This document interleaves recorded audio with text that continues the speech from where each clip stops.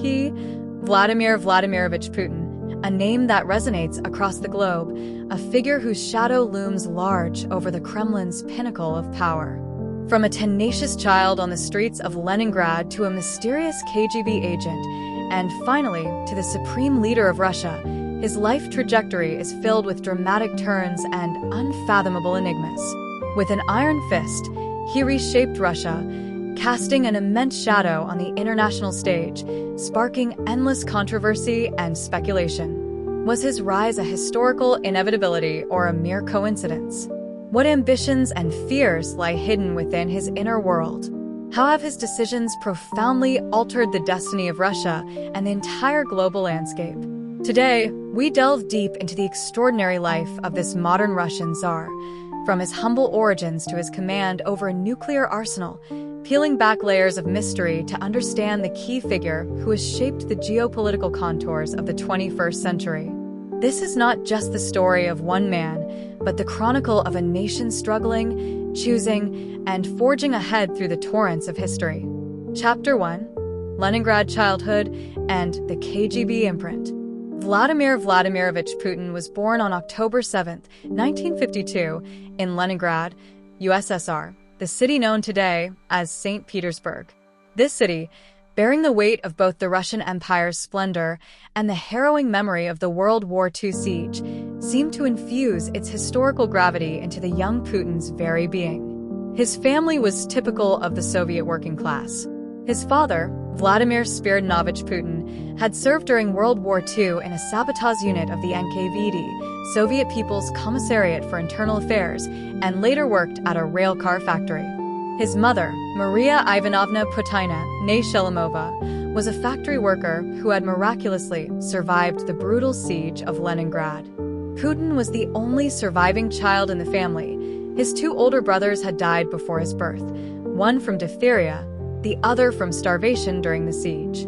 This family background, especially his parents' wartime experiences, undoubtedly shaped his resilient, stoic character and his deep-seated sense of national feeling. Putin spent his childhood in a kommunalka, a communal apartment where several families shared a kitchen and bathroom, living in modest conditions. His neighborhood around Baskov Lane was a tough, working-class area where street fights were common. Putin wasn't physically imposing, but from a young age, he displayed a defiant spirit. To protect himself in the rough street environment, he began learning Sambo, a Soviet martial art, and later transitioned to judo. His dedication to judo was exceptional. The sport not only built his physique, but, more importantly, molded his mindset, emphasizing discipline, respect, technique, and the ability to find a winning advantage even when at a disadvantage. He once famously said, "The Leningrad streets taught me one rule. If a fight is inevitable, you have to strike first." This quote, widely cited later, is often seen as a key to understanding his style of action. Academically, Putin wasn't initially a top student. He was somewhat mischievous in his early school years, only beginning to apply himself seriously around the 6th grade, at which point he showed considerable potential. He developed a strong interest in the humanities, particularly history, and also German. As early as his teenage years, he harbored the ambition of joining the KGB, Committee for State Security. In the Soviet Union of that era, this was a coveted elite career path for many ambitious young men, representing power, mystique, and the opportunity to serve the state. Reportedly, he even proactively visited the Leningrad KGB headquarters to inquire about joining, only to be advised to get a good education, preferably in law, or to join the army. Putin chose the former path. In 1970, he successfully gained admission to the law faculty of Leningrad State University. This was a competitive and prestigious program that laid a crucial foundation for his future development. During his university years, he continued practicing judo and, importantly, crossed paths with a figure pivotal to his later political career, Anatoly Sobchak, who was then one of his lecturers in economic law. Putin joined the Communist Party of the Soviet Union while at university, a necessary step at the time for anyone pursuing a political career. He performed well academically, and his graduate thesis focused on the principle of most favored nation status in international law. Upon graduating from university in 1975, Putin fulfilled his long-held ambition. He was recruited by the KGB. This marked a significant turning point in his life and deeply ingrained traits that would define his future conduct. He underwent rigorous training at the KGB, learning intelligence gathering, counterespionage, covert operations, and other skills. Initially, he worked in the Counterintelligence Directorate of the Leningrad KGB, tasked with monitoring foreigners and consular officials. This experience familiarized him with the inner workings of intelligence operations, cultivating his cautious, skeptical nature and his emphasis on information control. In 1985, Putin was posted to Dresden, East Germany. This was his only known foreign assignment during his KGB career. Official information about his specific duties in Dresden is sparse, adding to his aura of mystery.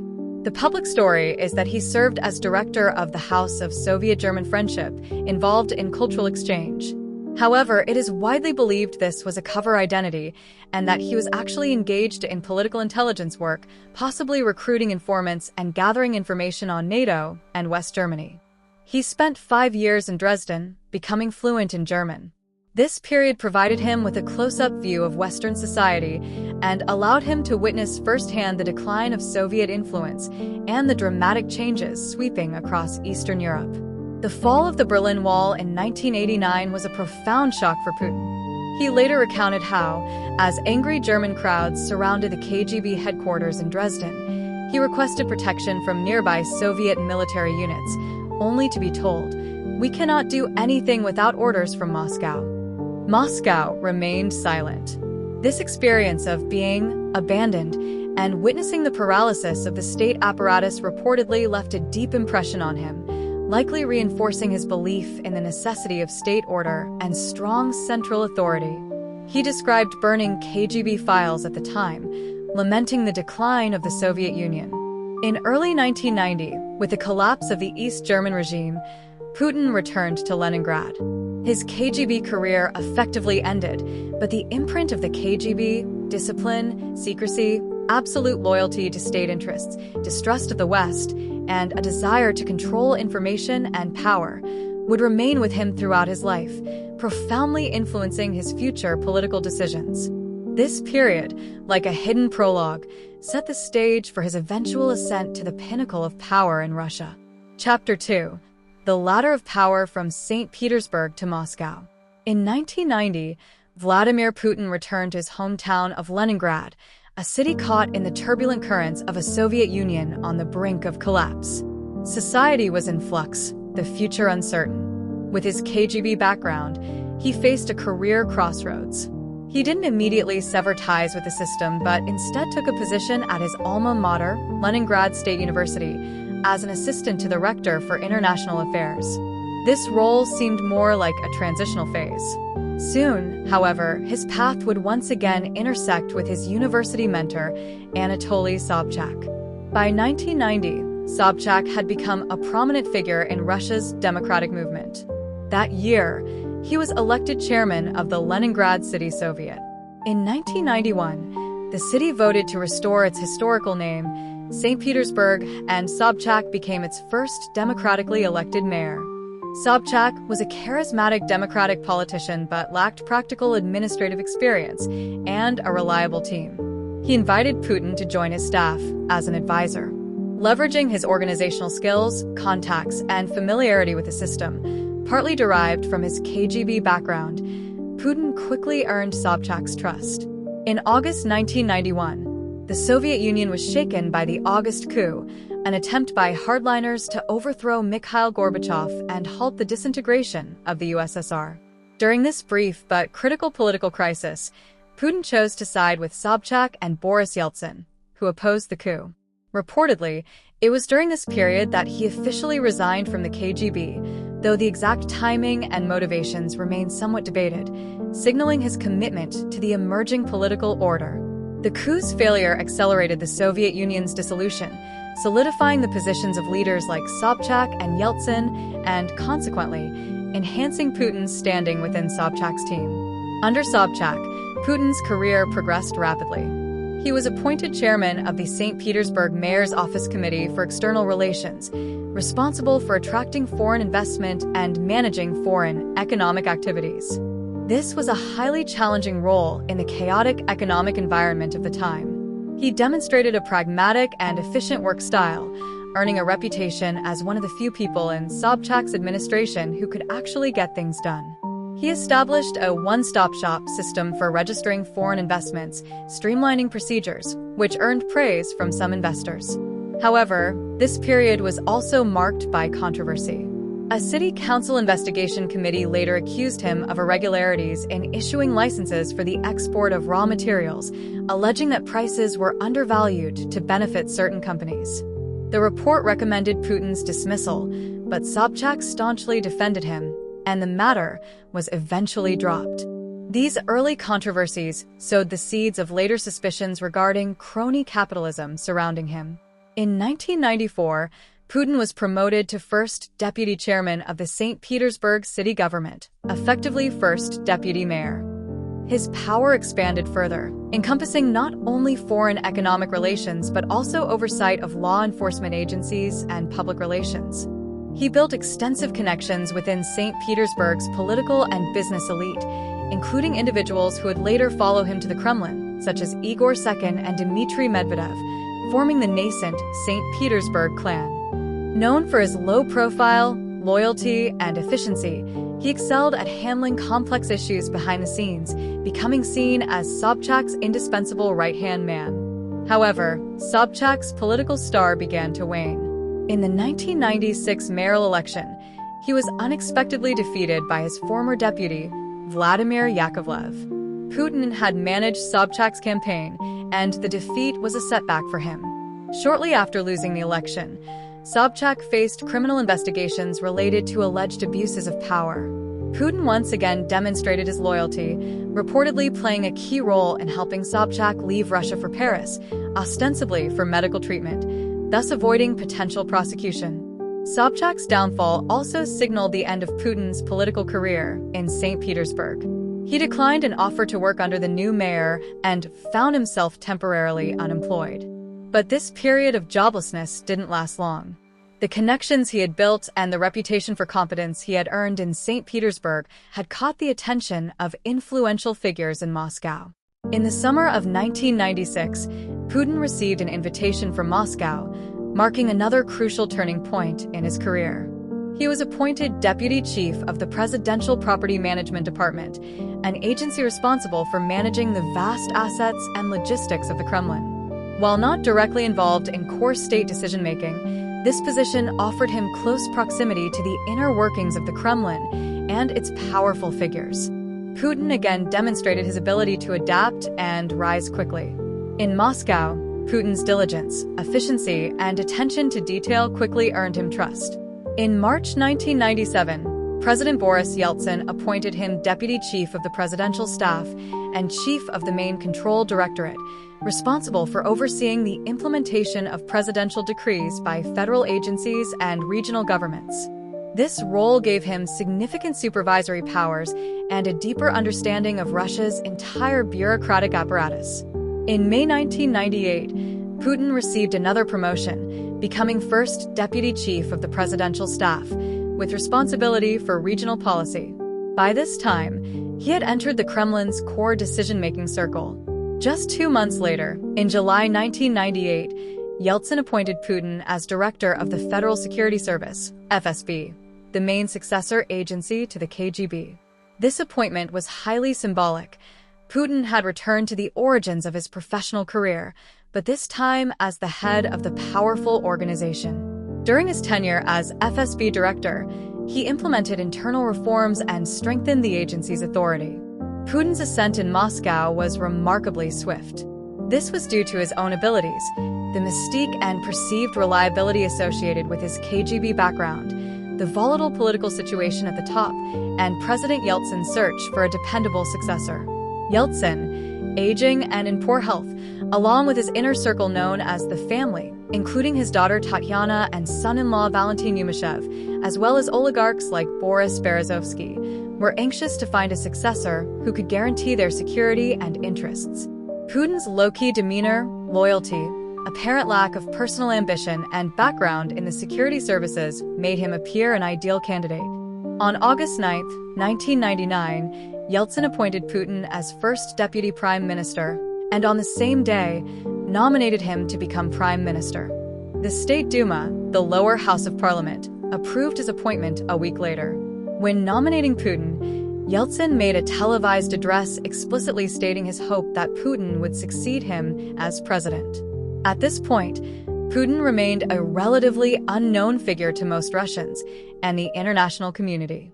However, just weeks after his appointment as prime minister, a series of devastating apartment bombings occurred across Russia, killing hundreds of people. The government blamed Chechen separatists. Using this as justification, Putin's government launched the Second Chechen War. Putin's tough, decisive handling of the crisis and his command of the military operation rapidly boosted his popularity.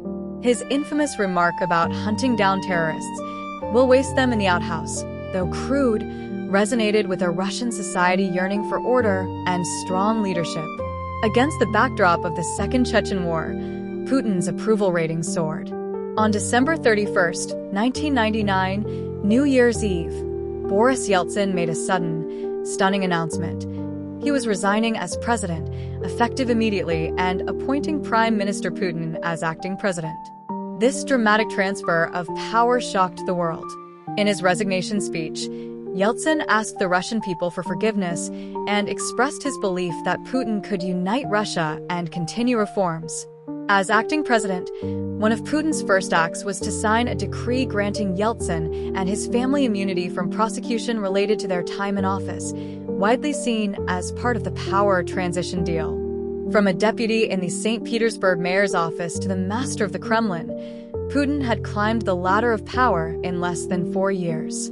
This ascent was fueled by talent, opportunity, political maneuvering, and historical contingency.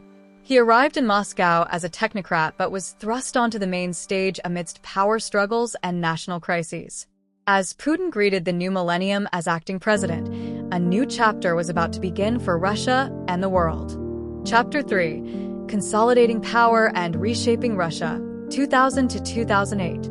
On March 26, 2000, Vladimir Putin successfully won the early presidential election with nearly 53% of the vote, officially becoming the second president of the Russian Federation and ushering in the Putin era. His election was a result of Yeltsin's anointment, high approval ratings fueled by the Second Chechen War, and a widespread public desire for stability, order, and national revival after a decade of turmoil and decline. Upon taking office, Putin faced a nation beset by internal and external challenges, a dilapidated economy, rampant oligarchic influence, excessive regional power, the ongoing war in Chechnya, and diminished international standing. His immediate priority was to consolidate central authority and rebuild state order. Putin swiftly implemented measures to strengthen the so-called vertical of power. He reorganized Russia's federal structure, grouping the country's numerous regions into 7, later 8, federal districts. He appointed presidential plenipotentiaries, often from the security services or Siloviki, to oversee these districts, effectively curtailing the autonomy of regional governors. He pushed through legal changes that removed governors and regional legislative heads from automatically holding seats in the Federation Council, the upper house of parliament. Later, he abolished the direct election of regional governors altogether, though direct elections were partially reinstated later, replacing it with a system where the president nominated candidates for approval by regional legislatures. These moves significantly enhanced the Kremlin's control over the regions, reversing the decentralization of the Yeltsin era. Another crucial step in consolidating power was taming the oligarchs. During the Yeltsin years, a small group of businessmen had amassed enormous fortunes through privatization and exerted significant political influence. Putin sent a clear message: stay out of politics or face the consequences. He famously convened a meeting with leading oligarchs, outlining the new rules of the game. They could keep their wealth but must cease interfering in politics and challenging Kremlin authority. For those who defied these rules, Putin showed no mercy. The most prominent example was the case against Mikhail Khodorkovsky, head of the Yukos oil company and Russia's richest man at the time. Khodorkovsky not only publicly criticized government corruption but also funded opposition parties, and appeared to harbor political ambitions himself. In 2003, Khodorkovsky was arrested on charges of tax evasion and fraud. He was subsequently sentenced to a lengthy prison term, and Yukos was dismantled, its prime assets acquired by the state-controlled oil company Rosneft. This high-profile case sent shockwaves through the Russian business community, effectively ending the era of oligarchic political dominance, although it also raised serious concerns about the rule of law and property rights in Russia. Other influential oligarchs like Boris Berezovsky and Vladimir Guzinsky were forced into exile.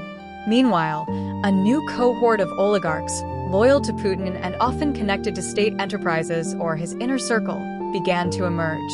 Economically, Putin benefited immensely from soaring global oil and gas prices during his first two terms, 2000 to 2008. This energy windfall provided Russia with huge revenues. The Putin government used this petrodollar wealth wisely, paying off substantial foreign debt, establishing large stabilization funds, later split into the Reserve Fund and the National Welfare Fund, increasing pensions and public sector wages, and significantly improving living standards for ordinary Russians. The Russian economy experienced several consecutive years of high growth. The GDP increased substantially, and real incomes rose markedly. This period is often referred to as Russia's golden decade and was a key factor behind Putin's sustained high popularity. Concurrently, the government implemented some structural reforms, such as introducing a flat 13% personal income tax rate and passing a new land code. However, the economy's heavy reliance on energy exports deepened, and underlying structural problems remained largely unaddressed. On the Chechen issue, Putin continued his hardline policy. The Second Chechen War raged on, with the Russian military employing harsh tactics against separatist militants. The conflict resulted in significant casualties and numerous allegations of human rights abuses. Alongside military pressure, Putin pursued a strategy of Chechenization, empowering pro-Moscow local strongmen to manage the region. He initially backed Ahmad Kadyrov, who was assassinated in 2004. Putin then swiftly endorsed Ahmad's son, Ramzan Kadyrov, to take over. Ramzan Kadyrov consolidated control through brutal methods and absolute loyalty to Putin. By the end of Putin's first terms, large-scale fighting had largely ceased, and Chechnya was nominally under Russian control, albeit effectively ruled by the Kadyrov clan with a high degree of autonomy and sustained by massive federal subsidies. In foreign policy, Putin initially adopted a pragmatic approach. He actively sought to improve relations with Western countries. He was the first foreign leader to call U.S. President George W. Bush after the 9/11 attacks to offer support and agreed to allow U.S. forces access to Central Asian bases for operations in Afghanistan. He seemed hopeful that cooperation would elevate Russia's international status and integrate it into the Western-led international system. However, over time, disagreements between Russia and the West resurfaced and intensified. NATO's continued eastward expansion. The Baltic states joined in 2004, the U.S. deployment of missile defense systems in Eastern Europe, and perceived unilateralism in actions like the Iraq War caused growing unease and a sense of marginalization in Moscow. Putin felt the West was not respecting Russia's interests and concerns, and was actively trying to contain its resurgence. This disillusionment culminated in Putin's landmark speech at the Munich Security Conference in 2007. He delivered a scathing critique of the U.S.-led unipolar world order, NATO expansion, and American unilateralism in international affairs. He forcefully articulated Russia's dissatisfaction with the existing international system and its determination to assert its own interests. This speech is widely regarded as a turning point in Russian foreign policy, marking the end of the post-Cold War honeymoon with the West and the beginning of a more confrontational era. Domestically, during Putin's first 8 years, democratic space steadily shrank. Critical media outlets like NTV television were brought under state control or acquired by Kremlin-loyal entities. Electoral laws were modified to favor the ruling United Russia Party. Restrictions on non-governmental organizations, NGOs, increased. The space for political opposition narrowed. Nevertheless, buoyed by economic improvements and the restoration of order, Putin's approval ratings remained consistently high. He was easily re-elected in 2004 with over 71% of the vote. In 2008, facing the constitutional limit of 2 consecutive presidential terms, Putin orchestrated a clever maneuver to retain power.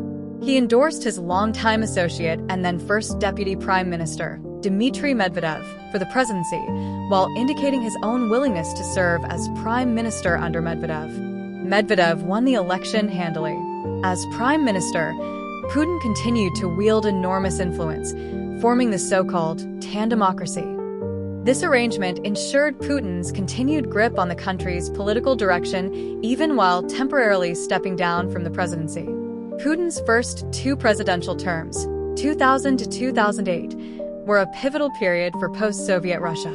He successfully reversed the trend of national decline, rebuilt central authority, stimulated economic growth, and restored a sense of national pride. However, this came at the cost of certain democratic freedoms and increased state control. He pulled a near-failing state back onto the world stage, but also sowed the seeds for future tensions with the West. As he moved to the prime minister's office, nearly everyone believed it was merely an intermission before his return to the Kremlin's ultimate seat of power. Chapter 4: The Tandemocracy and Return to the Kremlin. In May 2008, Dmitry Medvedev was sworn in as the 3rd president of the Russian Federation, and Vladimir Putin was subsequently appointed prime minister. This marked the beginning of Russia's unique tandemocracy period. Nominally, Medvedev was the head of state, possessing the constitutional powers of the presidency. In reality, however, Putin, as the highly popular former president, chairman of the ruling United Russia Party, and a figure of immense influence, remained the true center of power in the Russian political system. This arrangement was designed to navigate the constitutional 2 consecutive term limit while ensuring Putin's continued control over national policy. Medvedev's presidency, 2008 to 2012, initially sparked some hope among observers for a potential thaw or modernization drive. Younger than Putin and with a legal background rather than a KGB past, Medvedev often spoke publicly about the need for modernization, rule of law, fighting corruption, and improving relations with the West. He championed the idea of a smart economy to reduce dependence on energy exports and launched the Skolkovo Innovation Center project near Moscow, aiming to create a Russian Silicon Valley. He also signed some laws aimed at judicial reform and improving human rights conditions. Diplomatically, he pursued the reset in relations with the Obama administration in the U.S., culminating in the signing of the New START Treaty. However, the inherent tensions within the tandemocracy soon became apparent. While Medvedev attempted to project an image of independence, major decisions still seemed to require Putin's approval. Subtle differences in their public statements occasionally fueled speculation about factionalism or policy debates within the Kremlin. A notable instance was the 2011 UN Security Council vote on establishing a no-fly zone over Libya. Russia abstained, a move Medvedev publicly endorsed as preventing civilian casualties.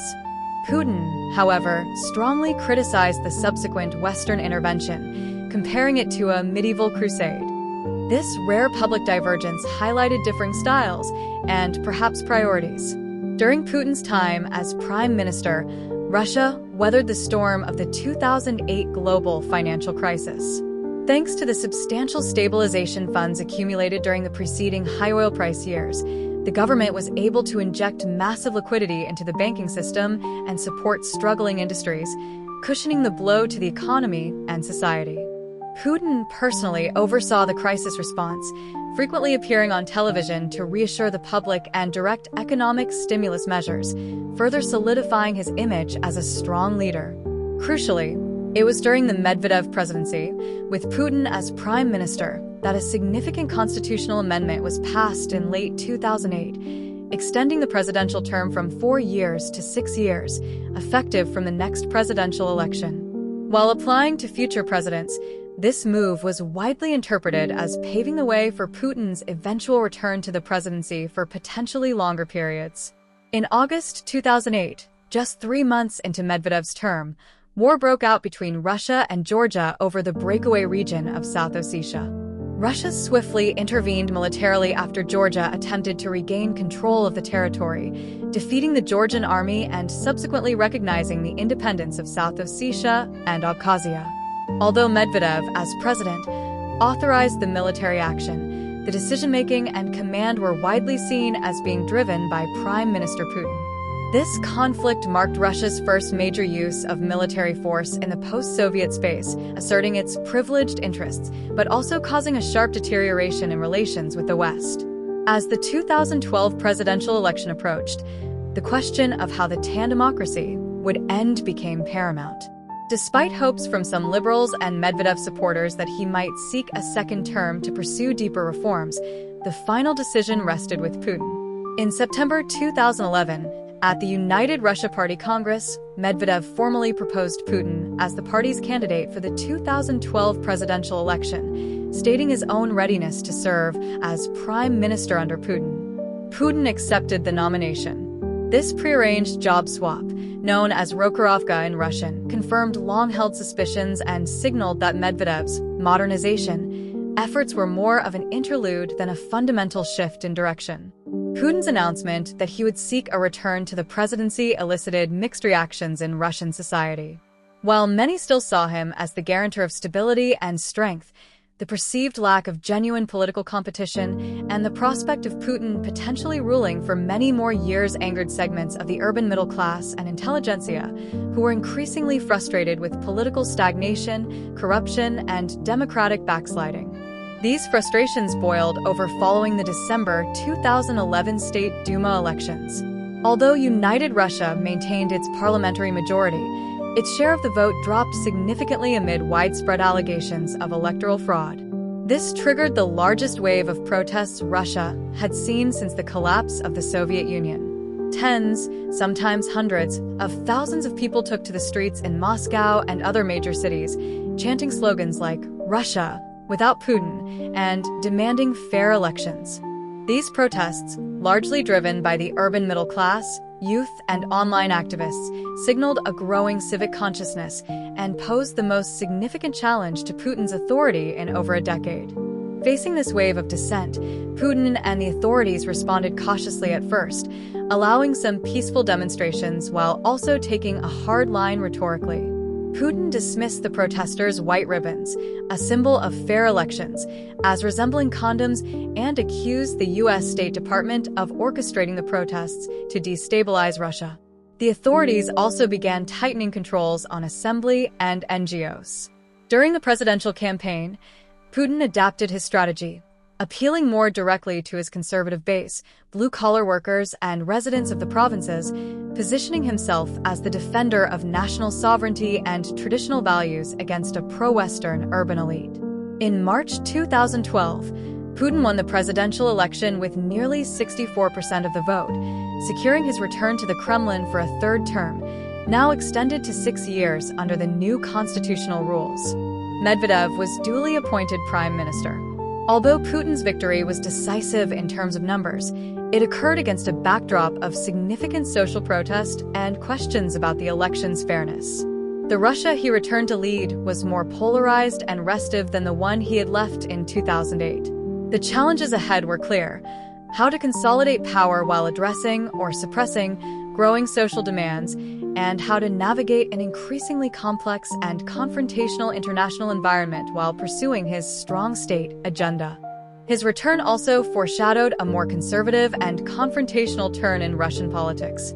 Chapter 5: The Conservative Turn and Geopolitical Sharpening.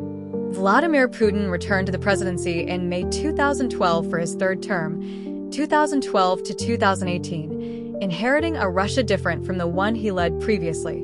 The large-scale protests of 2011 to 2012, though ultimately unsuccessful in preventing his return, had exposed deep dissatisfaction within segments of society, particularly the urban middle class. Meanwhile, volatile international oil prices and slowing economic growth highlighted the vulnerabilities of Russia's energy-dependent economy. Against this backdrop, Putin's third term was characterized by a marked conservative turn domestically, involving tighter social controls and the promotion of traditional values, and an increasingly assertive foreign policy that led to a sharp deterioration in relations with the West and heightened geopolitical confrontation. Domestically, the Putin administration moved swiftly to consolidate control and counter the forces unleashed by the recent protests. Firstly, there was a crackdown on political opposition and civil society. Authorities launched the Bolotnaya Square case, prosecuting dozens of participants involved in clashes with police during a protest on the eve of Putin's inauguration in May 2012. Many received prison sentences, serving as a deterrent to potential dissenters. A series of restrictive laws followed. A new law on public assemblies significantly increased fines for unauthorized protests. The controversial foreign agent law required non-governmental organizations, NGOs, receiving foreign funding and engaging in vaguely defined political activity to register as foreign agents, a term with strong negative connotations in Russia. This law severely hampered the work of many independent media outlets, human rights groups, environmental organizations, and research centers, forcing some to close. The foreign agent designation was later extended to individuals, including journalists and activists. The Internet, a crucial tool for organizing the 2011 to 2012 protests, also came under tighter control. Russia established an Internet blacklist, allowing authorities to block websites deemed extremist or illegal, a power later extended to critical news sites and opposition platforms. Laws were passed requiring internet companies to store Russian users' data on servers within Russia and to cooperate with security services. Simultaneously, the Putin government vigorously promoted so-called traditional Russian values, positioning Russia as a bastion against perceived Western liberalism and moral decline. This conservative shift manifested in several ways. Elevating the role of the Russian Orthodox Church, the Kremlin fostered closer ties with a church whose conservative moral views were widely propagated by state media and influenced public policy. Promoting patriotic education, increased state funding supported patriotic education in schools and society, emphasizing Russia's historical greatness, especially the victory in World War II, the supremacy of state sovereignty, and military glory.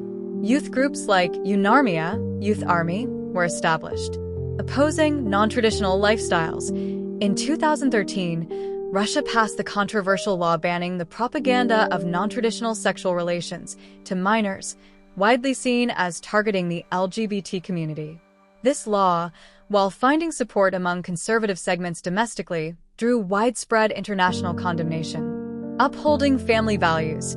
Official discourse emphasized the importance of the traditional family, encouraged higher birth rates, and adopted more conservative stances on issues like abortion. This conservative turn served multiple purposes: consolidating Putin's core support base, older generations, rural populations, religious believers, countering challenges from urban liberals, and constructing an ideological firewall against Western cultural and political influence, justifying Russia's choice of a distinct development path. Economically, Putin's third term faced growing headwinds. A sharp decline in global oil prices starting in mid-2014, compounded by Western sanctions imposed over the Ukraine crisis and persistent structural problems, underinvestment, lack of innovation, corruption, pushed the Russian economy into recession in 2015 to 2016. Real income stagnated or fell for several years. While the government used reserve funds to cushion the impact and promoted an import substitution policy, economic recovery remained sluggish. These economic difficulties began to erode some of Putin's popular support, though his overall approval ratings remained high. However, the most defining and transformative events of Putin's third term unfolded in the realm of foreign policy and geopolitics, centered on the 2014 Ukraine crisis. Ukraine, a neighbor with deep historical and cultural ties to Russia and immense strategic importance, had long been a focal point of competition between Russia and the West. In late 2013, Ukrainian President Viktor Yanukovych, under pressure from Russia, abruptly suspended plans to sign an association agreement with the European Union. This decision sparked massive pro-Western protests in Kiev's Independence Square, Maidan, known as the Euromaidan Revolution. After months of protests and deadly clashes, Yanukovych fled the country in February 2014. The Ukrainian parliament removed him from office and formed a pro-Western interim government. Putin and the Kremlin viewed these events as an illegitimate coup orchestrated by the West, another color revolution, aimed at pulling Ukraine into the Western sphere of influence and threatening Russia's security. A Ukraine tilting towards the West, potentially joining NATO, was deemed an unacceptable existential threat. Russia responded swiftly and decisively. In late February and early March 2014, heavily armed soldiers without insignia, dubbed Little Green Men, later confirmed as Russian regulars, appeared in Ukraine's Crimean peninsula, rapidly seizing control of key facilities. Under Russian control, the local authorities declared independence from Ukraine and held a disputed referendum on March 16th. According to official results, an overwhelming majority voted to join the Russian Federation. 2 days later, on March 18th, Putin delivered a fiery speech in the Kremlin, justifying the annexation based on historical ties and the need to protect ethnic Russians, and formally signed treaties incorporating Crimea and the city of Sevastopol into Russia. The annexation of Crimea ignited a wave of patriotic fervor within Russia, sending Putin's approval ratings to record highs near 90%. Many Russians saw it as a restoration of national pride after the perceived humiliations following the Soviet collapse. Internationally, however, Russia's actions were strongly condemned as a blatant violation of international law and the post-World War II European security order.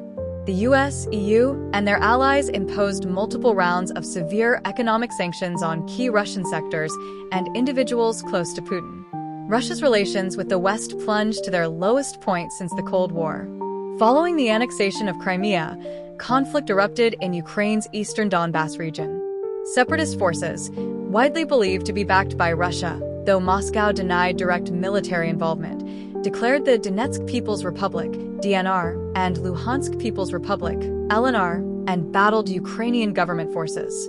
This conflict devolved into a protracted, low-intensity war, causing tens of thousands of deaths and displacing millions. The Minsk Agreements, 1 and 2, intended to find a political solution, failed to be fully implemented, with both sides accusing the other of violations. The Donbas conflict became a bleeding wound and an intractable deadlock in Russia-Ukraine and Russia-West relations. In the face of Western sanctions and isolation, Russia adopted a more assertive, sometimes risky, international posture to break its diplomatic encirclement and challenge the US-led order. In September 2015, Russia launched direct military intervention in the Syrian civil war at the request of Syrian President Bashar al-Assad. Russian airstrikes and military support proved decisive in turning the tide of the war, saving the Assad regime from collapse.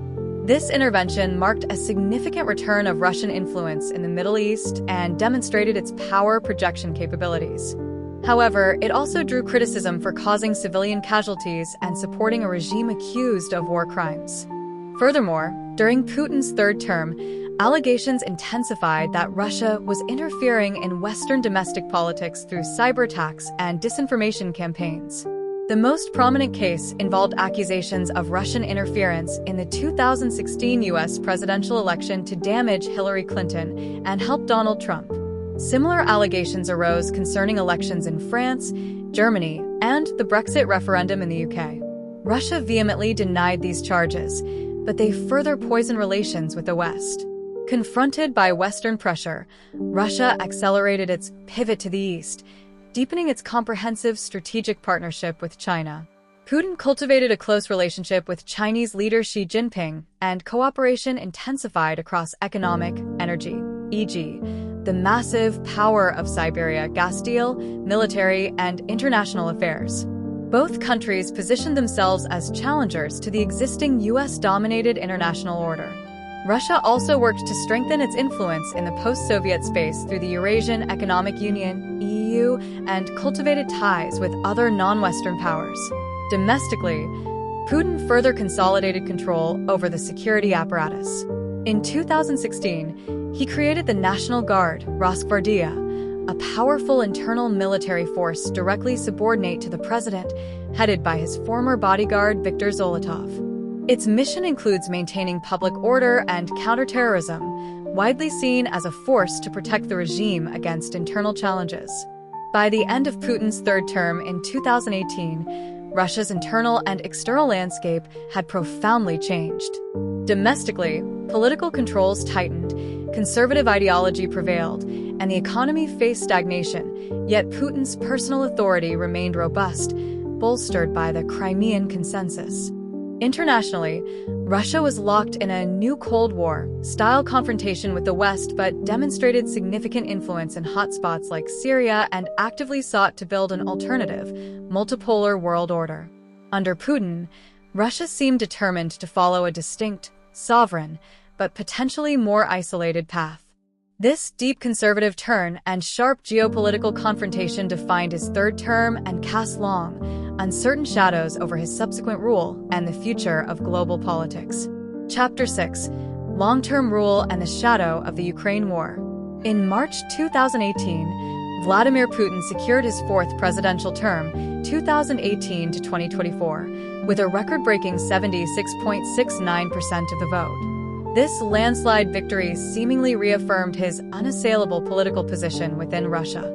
However, this term began under the shadow of multiple challenges: the persistent drag of Western sanctions on the economy, social discontent fueled by stagnating real incomes, potential elite infighting, and escalating confrontation with the West on numerous fronts. Most significantly, this term would ultimately be defined by a war that shocked the world and fundamentally altered the geopolitical map of Europe and beyond.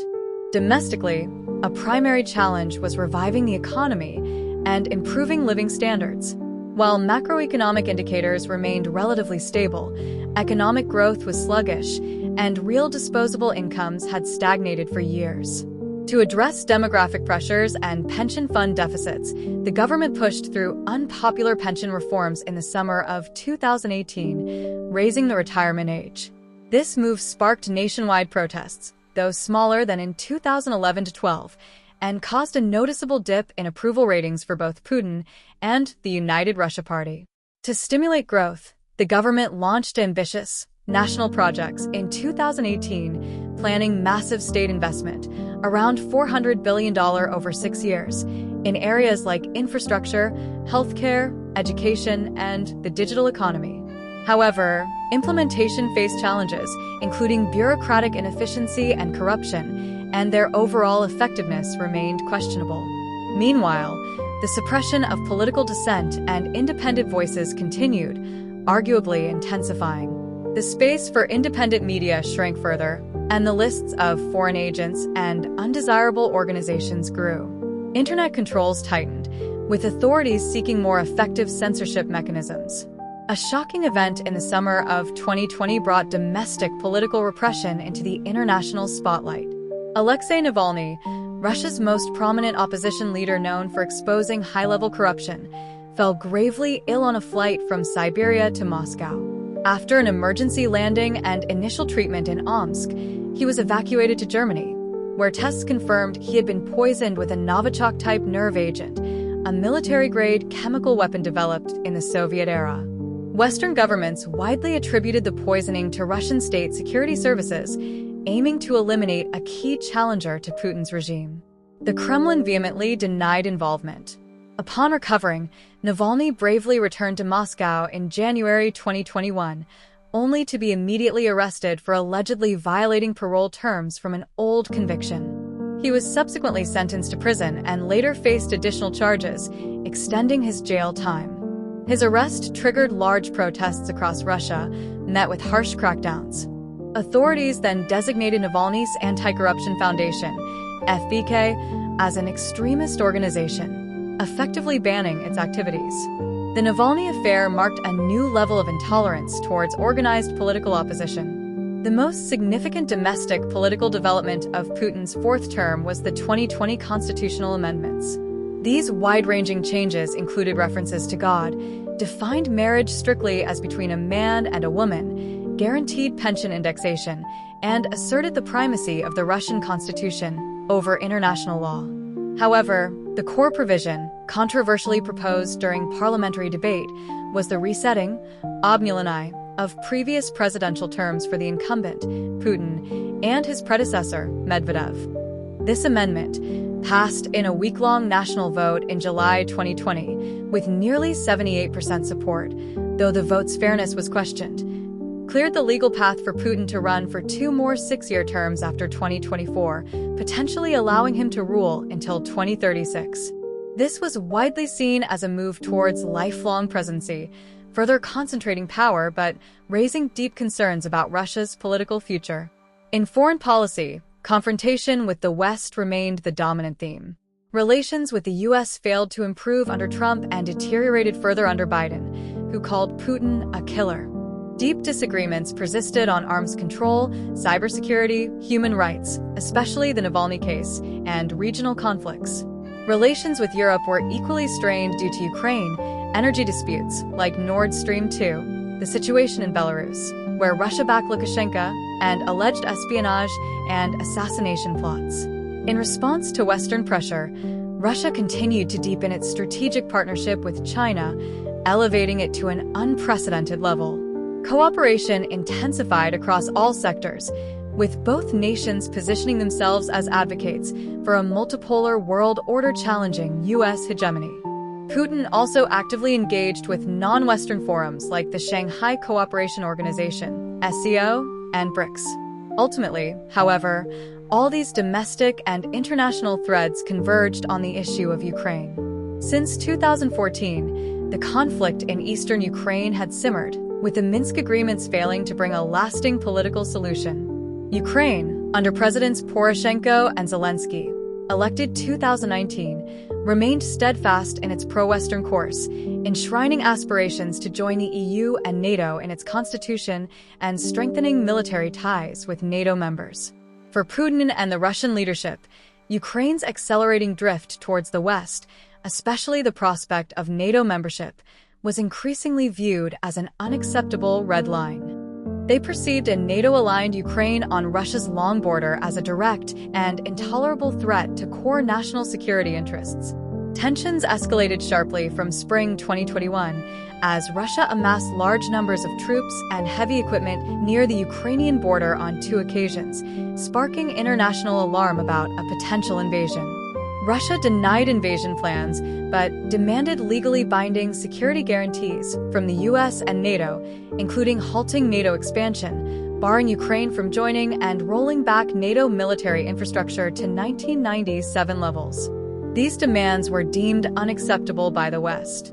Diplomatic efforts failed to bridge the chasm. Against this backdrop, Putin seemingly concluded that diplomacy could not prevent Ukraine's westward integration or secure Russia's perceived security needs.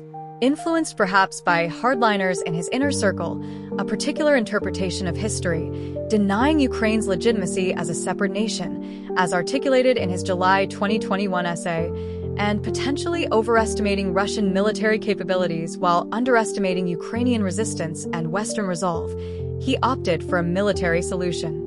On the evening of February 21, 2022, Putin delivered a long, emotional televised address questioning Ukraine's historical legitimacy, denouncing its government as a Western puppet, and accusing it of genocide against Russian speakers in Donbass. He announced Russia's recognition of the independence of the 2 separatist republics in eastern Ukraine and ordered Russian troops to enter these territories on a peacekeeping mission. 3 days later, in the early hours of February 24, 2022, Putin addressed the nation again, announcing the start of a special military operation in Ukraine. He stated its goals were the demilitarization and denazification of Ukraine and the protection of people subjected to bullying and genocide. He warned outside powers against interference, threatening consequences never seen in your history. Almost simultaneously, Russian forces launched a full-scale invasion of Ukraine from the north, east, and south. This invasion, the largest ground war in Europe since World War II, shattered the continent's peace and shocked the world. Putin's decision plunged Russia into a protracted and costly conflict and made him an international pariah in the eyes of many. The war did not go according to Moscow's plan. Ukrainian forces mounted fierce resistance under President Zelensky's leadership.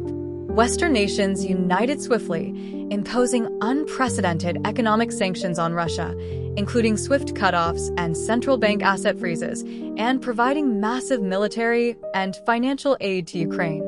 Russia's initial attempt to capture Kyiv and overthrow the government failed, forcing a withdrawal from northern Ukraine in early April 2022. The focus shifted to seizing control of the Donbass and securing a land bridge to Crimea in the south and east. The war became a brutal war of attrition.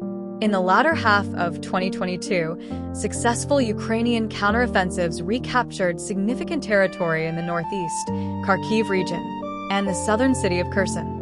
In response, Putin ordered Russia's first partial mobilization since World War II, drafting some 300,000 reservists.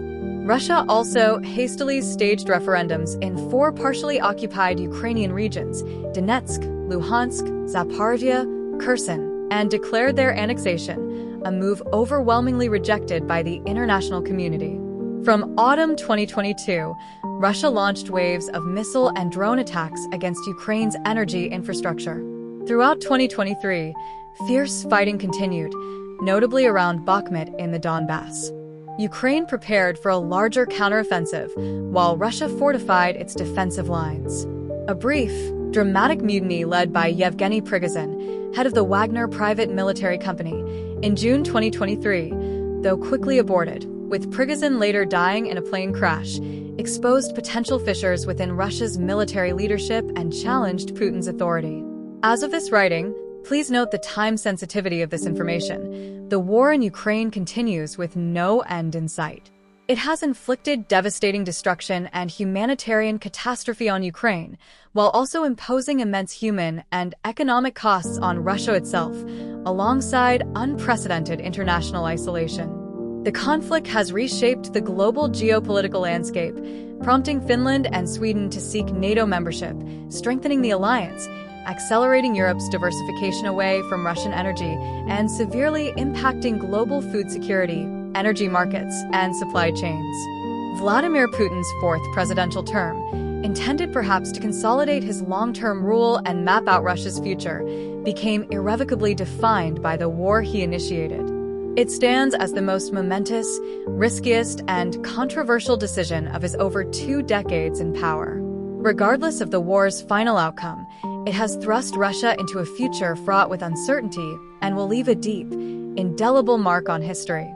The leader who rose to power promising order and stability, known for his calculated approach, ultimately chose a path of radical disruption. Whether his pursuit of Russia's greatness and security can be achieved through this conflict, or whether it will lead the nation into deeper turmoil, remains a question for history to answer. Putin's own historical legacy is now inextricably bound to this ongoing tragedy. Conclusion. Thank you for listening. The life of Vladimir Putin is like a grand, unfolding drama filled with power struggles and historical choices, a drama that has not yet reached its conclusion. His story is not only key to understanding contemporary Russia, but also offers a crucial window into the shifting political landscape of the 21st century. By reviewing his extraordinary journey from the streets of Leningrad to the pinnacle of the Kremlin and the world-altering decisions he has made, we have endeavored to provide a more comprehensive and deeper perspective. If you found this content engaging and wish to continue exploring the historical figures, major events, and underlying dynamics that shape our world, we sincerely invite you to subscribe to our channel and enable notifications to receive our latest in-depth content. Your support fuels our continued creation. We look forward to delving further into the depths and breadths of history with you in our next episode.